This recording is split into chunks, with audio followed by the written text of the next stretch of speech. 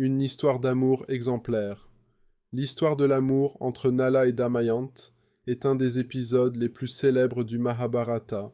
On la trouve aussi mentionnée dès les Védas, dans le Ramayana, certains Puranas et dans un poème savant, le Naisadakarita de Sriharsa.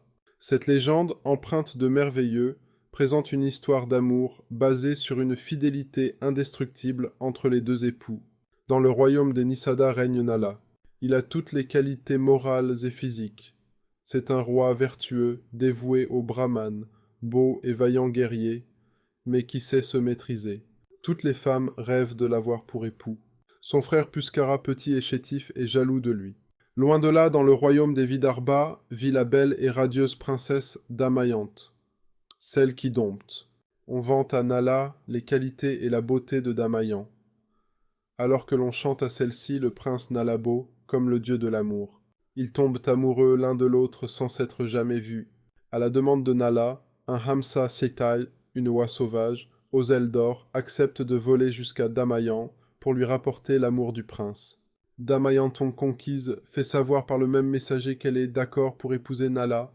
Le père de Damayanti organise pour sa fille un Svayamvara, procédure de mariage où le choix du prétendant revient entièrement à la future épouse selon ses préférences personnelles.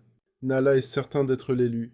Cependant, les dieux Indra, Varuna, Yama et Agni décident de se mettre sur les rangs pour cette compétition. Ces dieux rencontrent sur terre Nala qui, par piété, accepte de leur obéir et de leur servir de messager. Il est demandé au roi de dire à Damayanti qu'elle devra obligatoirement choisir comme époux l'un des 4 dieux. Le jour de la cérémonie, les dieux décident chacun d'apparaître sous l'apparence de Nala. Ainsi, Damayanti se trouve devant 5 Nala. La princesse hésite, mais prie les dieux de révéler leur divinité. Ceux-ci s'exécutent, ce ne transpire pas, ils ne clignent pas des yeux, il n'y a pas de poussière sur leurs pieds, leurs guirlandes de fleurs ne fanent pas, ils ne touchent pas terre et n'ont pas d'ombre. Nala, qui présente tous ces signes, est choisi par Damayanti. Les 4 dieux approuvent.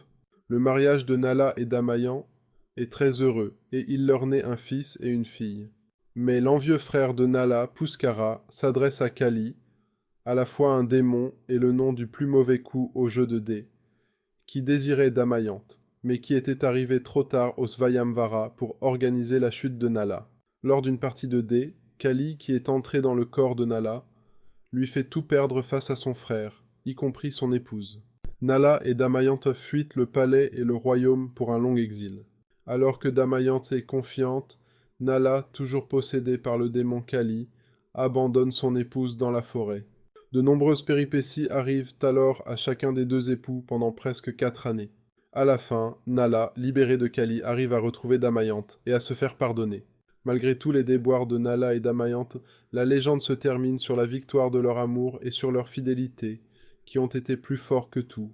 Le personnage central de cette légende est nettement Damayanti, qui représente l'idéal de la femme fidèle, la Pativrata, qui ne songe jamais à incriminer son mari.